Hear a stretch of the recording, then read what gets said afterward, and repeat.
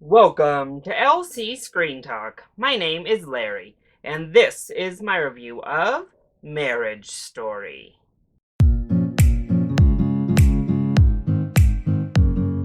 Marriage Story served as the closing night red carpet event for the 42nd Denver Film Festival. This divorce dramedy, if you will, follows the life of separating parents as they go through the treacherous life event of a divorce. We follow the evolution of the divorce and get introduced to quite the colorful band of characters along the way, ultimately trying to find some level of catharsis. I'm going to admit that I was a little bit nervous heading into this movie. It's one of those films that has received so much praise, and it was kind of unavoidable praise that and then with the subject matter being a little bit of a tough sell for me just right off the bat, I was really scared that it just wouldn't ring true with me. It wouldn't connect with me like it has so many others. I'm going to say to a degree, I think that still is the case because, well, this is a black void right here, and I did not get anywhere near emotional watching the film. But I did really, really enjoy the film. So let's go ahead and talk about those positives first. Well, I'm going to start where all of the awards praise has really started, and that is with our two leading performances. Adam Driver was the best I have ever seen him in this movie. He delivers like a tour de force level of performance here. For a good portion of this movie, it is a very restrained performance.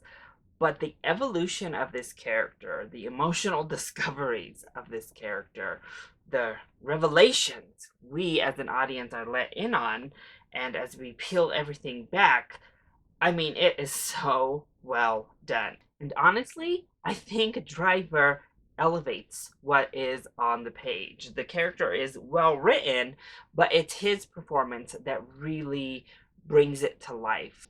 Not only as a literal picture for people to watch and see, but emotionally. A real deep connection to this character and an understanding of the evolution that needs to take place. But I mean, it was fantastic. Then we have Scarlett Johansson, who is also fantastic. She has much more of an outward, showier type of performance to give, but it works. It is beautiful. This may very well be Johansson's best work to date. While showier, she still has so much complexity to bring across in this torn person, and she's able to do it beautifully well.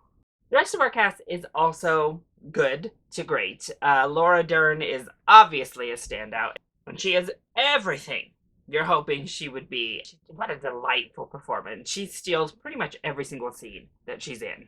Ellen Alda is also perfectly lovely in the film. Ray Liotta has a very minor role here, and he's fun. But then it gets to Julie Haggerty, who is wonderful as well. She's another scene stealer. Every time she comes up on the screen, it just is a delight. Now, this movie, for me personally, works best as a dark comedy. As I said in my opening, I didn't really emotionally resonate with the film on some deep level, and that's just based purely on my own life experiences or lack thereof and the connection there with the source material. But I really thought this was a funny film. It made me laugh quite a bit, in large part due to performances such as Ellen Alda, as Julie Haggerty, and then Laura Dern. The movie is very funny, and I think the comedy is mostly used in just the right places. Now, when it comes to the divorce itself, I do think that was also handled really well. So there is some sort of satirical nature to this movie just inherently, and that works really well in getting the metaphor of everything involved in a divorce. And no matter how you enter divorces, this is what's going to end up happening. It will end up snowballing into something not intended. But really, the connection between Johansson and Driver are what drive the film itself, as well as their connection with their son, clearly. But their chemistry on screen is really wonderful, and it makes you believe the entire divorce. It makes you believe that there is still love there. Even in the darkest moments of this film, there's still that love there. And it unfolds in a really compassionate, empathetic, heartbreaking type of fashion. And that gives the ending we get quite the payoff. Now, Noah Baumbach was the writer and the director of this film, and I really have to commend him, particularly on the writing, because this script was stellar. The dialogue exchanges between our characters was really high level, really witty, fast, sharp dialogue here. The way that our events unfold also happen in a very organic manner, so the script, as it pertains to story structure, works very well. And his direction felt just very organic. It wasn't a flashy directing performance by any means, but it let the story shine through and didn't get in the way and try to over direct something that needed to feel a little bit more lived in. So kudos across the board there. Also, Randy Newman doing the score. Fantastic. This was a wonderful score that perfectly fit this film. So then, what didn't work so well when it came to Marriage Story? Well, part of my biggest complaint are those side characters a little bit. It was very much an intentional choice to have the side characters be, over the top and clearly not part of the realism that the central couple was going through. But I think sometimes that bled into the emotional core of the film for me personally. Every now and then we would even get moments that I don't know were intended to be funny, interrupted a little bit with like the urge to laugh. And that's a huge disservice when we're discussing, a divorce that involves a child, certainly. But none of our side characters felt real, like at all, honestly. Like, I loved Laura Dern's performance. I loved Julie Haggerty's performance, but they were clearly like characters within a film. They were not lived in people. And that pretty much was every single person on the periphery. Whether it be evaluators, whether it be actors in the theater company, whoever it was, they all were just over-the-top characters, dancing around and popping in and out of this more deep, empathetic, caring story. And that works to give you some levity, but it also works to disrupt some of those feels that the film is trying to invoke. And then I think some moments get these really big buildups for not a lot of payoff.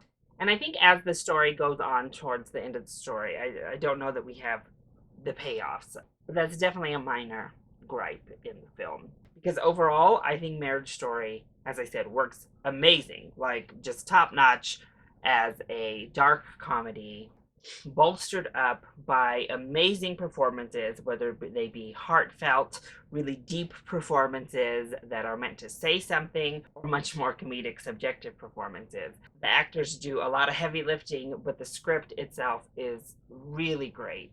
With saying all of that, I actually am going to give this a recommendation of see it as soon as it premieres on Netflix. I don't know that this is a movie you need to rush out to the theater to experience. And on top of that, I do think this film is connecting on a deeper level with a lot of folks. There were sniffles and tears in the theater with me. And sometimes I think a film like this is better served in an intimate setting where you can process and digest it on your own terms, not in a big public theater. So it's a Netflix original film. Netflix acquired it, and I think that's probably where it's best served. But that means you have no choice not to at least give it a chance once it debuts. So that is my review of Marriage Story. I hope you enjoyed it. If you did, go ahead, click like down below and subscribe to the channel so you are always up to date on my latest videos. Also, join in on the discussion. Are you excited to see Marriage Story? And what is your favorite film that involves divorce? Let me know either in the comment section down below, or you can hit me up on Twitter. I love you all so much for your continued support. Mwah! Thank you for watching, and I'll see you next time. Bye!